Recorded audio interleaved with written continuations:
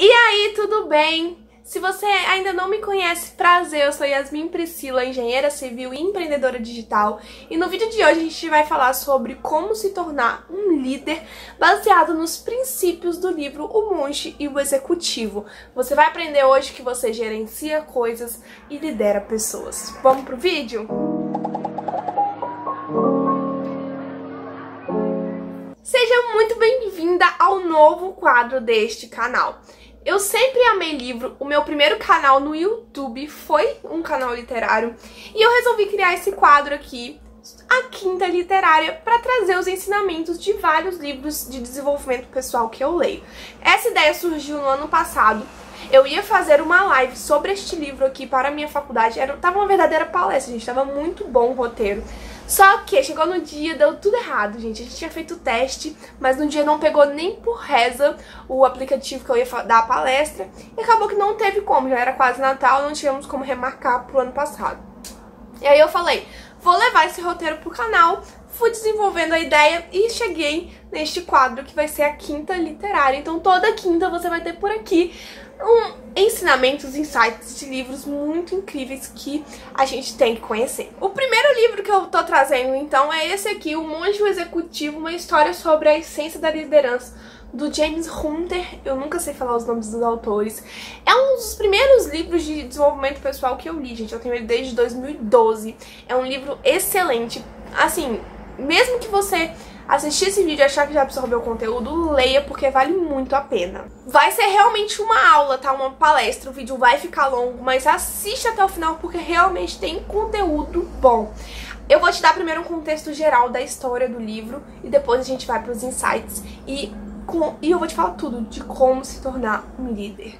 O livro basicamente se trata da história de Leonard Hoffman. Ele é um grande empresário norte-americano que resolveu largar tudo para virar monge. Porém, apesar da história ser do Leonard Hoffman, ela é narrada pelo John Daly, que ele é um executivo, ele é bem sucedido, ele é casado, ele tem filhos, ele tem uma vida perfeita, mas de repente tudo na vida dele começa a desandar. Desde o âmbito empresarial, com protestos dos sindicatos na empresa dele, no âmbito familiar, ele brigando com os filhos, assim, tudo começa a desandar e ele percebe que ele tem que fazer alguma coisa. A mulher dele, que é muito religiosa, incentiva ele a ir na igreja. E aí o pastor da igreja indica pra ele um retiro que tem próximo da cidade dele, onde ele vai ter um curso, todo um contexto muito legal. Esse retiro é lá no mosteiro onde o Leonardo virou monge. E tudo, junto com tudo isso, tem uma coisa que é uma mensagem que sempre tá junto com o John. É John o nome dele, né? É John. Eu sempre confundo. É um sonho marcante que ele tem ao longo da vida dele. E esse nome sempre aparece na vida dele. E adivinhe qual foi o nome de monge que o Leonardo ele adotou? Simeão, justamente. Com muita resistência, ele vai para esse mosteiro, para esse retiro. Ele vai, assim, um pouco ainda retraído, mas vai ter muitos ensinamentos com o Leonard, que é o monge Simeão, sobre liderança, e são sobre esses ensinamentos que a gente vai falar hoje. É um livro pequeno até, gente, mas com muito conteúdo de valor. Então agora a gente vai para a parte dos aprendizados sobre como ser um bom líder baseados nos ensinamentos do livro. Primeira coisa que eu tenho que te falar é sobre o conceito de liderança que o livro traz. Eu vou ler, tá? Porque é uma citação extensa. Então ele traz, ao longo do livro ele vai trazendo vários conceitos, mas o primeiro que aparece é esse aqui. É a habilidade de influenciar pessoas a trabalharem entusiasticamente visando atingir os objetivos identificados como sendo para o bem comum. O que isso quer dizer, gente? Que liderar nada mais é do que influenciar as pessoas. Calma que a gente também vai ver a diferença de influenciar e manipular. Mas já saiba que liderar é uma habilidade que a gente adquire de influenciar as pessoas para o bem, claro. Então, ninguém nasce líder, você pode desenvolver isso ao longo do tempo. E aí, vamos entrar então. O que é manipular? Você manipula uma pessoa quando você está influenciando ela para o seu benefício próprio. Então, você está influenciando ela a fazer alguma coisa que só está beneficiando a você. Isso é manipulação.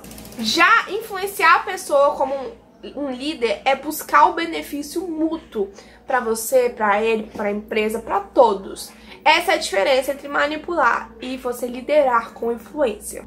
Agora a gente entra na segunda parte que o livro traz, que é a diferença de autoridade e poder. Poder é quando a gente está coagindo a pessoa a fazer alguma coisa que ela não quer por causa da sua posição de força. Já a autoridade é a habilidade de levar as pessoas a fazerem o que você quer, baseado na sua influência pessoal. Vou explicar rapidamente que eu tenho certeza que você vai entender. Quando eu tô exercendo poder, é da seguinte forma: faça isso ou você será despedido. Já quando eu tô exercendo a minha autoridade, a pessoa vai falar o seguinte: eu vou fazer isso porque a Yasmin pediu. Então ela tá fazendo aquilo de boa vontade devido à minha influência pessoal nela. E o autor traz esses dois conceitos. É muito importante você ter eles definidos na sua mente. Isso porque você tem que entender que o líder, ele não pode se colocar nessa posição de exercer poder e sim autoridade. Poder, gente, ele pode ser comprado, ele pode ser vendido, ele pode ser dado. Até um bebê, ele exerce poder sobre os pais. Já a autoridade, não. A autoridade é uma coisa que você constrói. Tem a ver com quem você é, com seu caráter, com a autoridade que você constrói em cima das pessoas, a influência que você vai construir em cima das pessoas. Então, sempre como líder, busque ser uma autoridade, não exercer poder. Agora a gente entra na parte de como liderar na prática. A primeira coisa que o autor traz é que liderar é diretamente ligado com relacionamentos. Nada mais é do que executar tarefas enquanto você constrói relacionamentos. E aí, você tem que entender que tudo na vida é relacionamento. A gente não tá falando aqui de um relacionamento amoroso, de um relacionamento afetivo, de pai e mãe. Mas sim, na vida tudo se constrói a partir de relacionamentos. E você criar um relacionamento é você satisfazer as necessidades legítimas das pessoas. Como líder, você tem que saber identificar o que aquelas pessoas precisam e satisfazer isso. E quando a gente fala de necessidade, gente, a gente não tá falando de capricho, tá? Não é você fazer o que a pessoa quer, é o que a pessoa precisa. O autor traz, gente, aqui, olha, eu vou mostrar pra vocês, uma hierarquia de necessidades humanas de Maslow. Também não sei falar. Eu vou falar pra vocês que é uma piramidezinha com o que é importante como necessidade pro ser humano. Você, como líder, tem que saber identificar isso, criar um ambiente de trabalho muito, assim, legal, que satisfaça as necessidades, criando relacionamentos. Mas aí aqui já dá pra você ter uma noção, porque muita gente pensa que a necessidade do ser humano é só dinheiro, e não é. A primeira coisa, gente, aqui na base da nossa pirâmide é a comida, a água e a moradia. Isso sim é ligado ao dinheiro, a ter um bom salário. Mas essa é só a necessidade básica do ser humano. Todo ser humano vai precisar de comida, de água, de moradia, ou seja, de um salário bom. Mas não acaba por aí. A segunda necessidade humana é a segurança e a proteção. Isso tem a ver com exercer limites e regras. Você pode ver muito isso em criança, gente.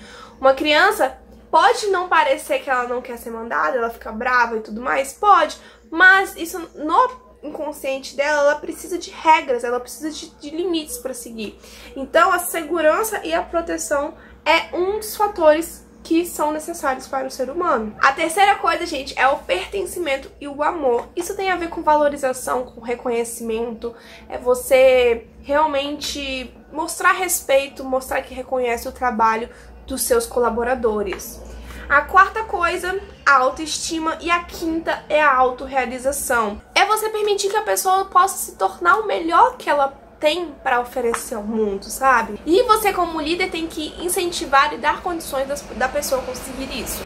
Então, é importante você entender que não é só dinheiro que faz uma pessoa, um colaborador, ser feliz, sabe? Eles têm outras necessidades. E você satisfazendo essas necessidades, você cria relacionamento. Se você cria relacionamento, você tá criando autoridade. Se você tá criando autoridade, você tá liderando. Entenderam que pegaram o gancho? E aí, não acabou, gente. Como eu falei, esse vídeo vai ficar grande. A gente vai, então, para as características de um líder. Também tem aqui, ó, na página 96, ele bota uma tabelinha também. Eu acho muito legal que ele exemplifica bastante ao longo do livro com pirâmides, tabelas, quadros. Quais são, então, as características de um bom líder? Então, ó, já pega o papel e caneta aí pra anotar. Primeiro, paciência, gente. Isso tem a ver com mostrar autocontrole, sabe? Não sair estribuchando pra cima dos seus colaboradores. Por exemplo, se você tá com um problema pessoal, você não pode sair gritando com seus colaboradores. Então, primeira característica de um líder é paciência.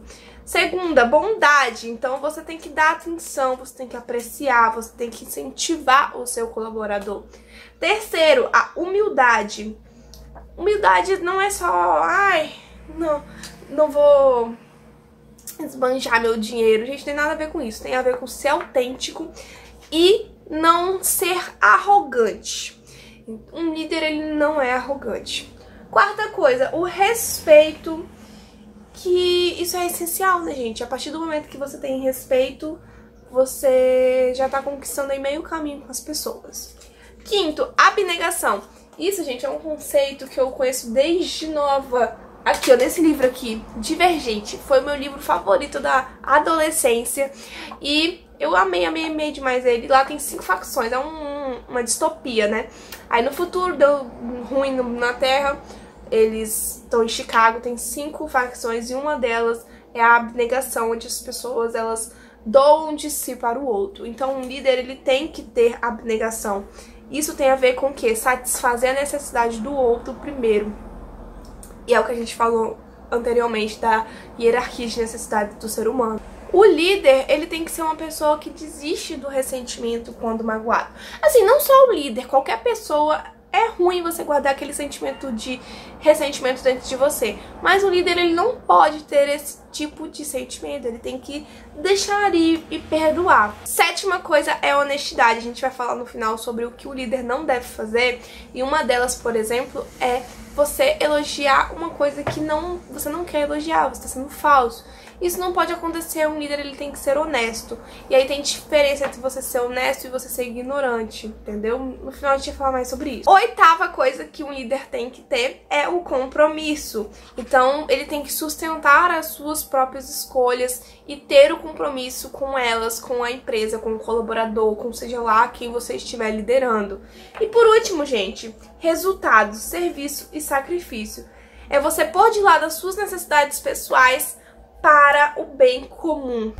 E aí, a gente já vai entrar no conceito, assim, acho que um dos conceitos principais do livro, que é o velho paradigma e o novo paradigma, onde o líder, ele muda de uma figura arcaica, que é baseado em guerras e monarquias, para um líder servidor. Então, o líder, ele é uma pessoa que serve. Vou falar melhor, tá? Calma, gente. Isso aqui é uma aula mesmo, você segura esse vídeo. Vou jogar aí na tela pra vocês a figura do velho paradigma, gente. Então, esse velho paradigma, ele é baseado em guerras na época da monarquia, onde a gente realmente se baseou no modelo de guerra, sabe? O primeiro lá no topo a gente tem o presidente, que seria o general numa guerra.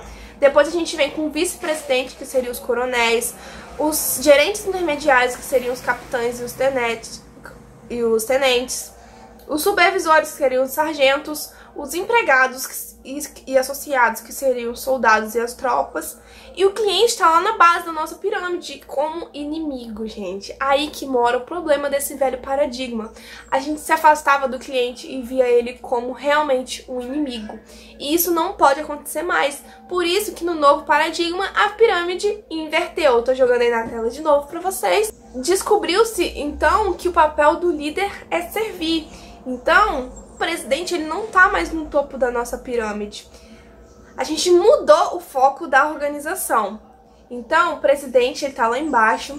Ele vai identificar as necessidades do vice, que vai identificar as necessidades do gerentes intermediários, que identificam as necessidades dos supervisores, que identificam as necessidades dos empregados e associados, que identificam a necessidade do cliente. Então, o cliente, ela é a maior parte da nossa empresa.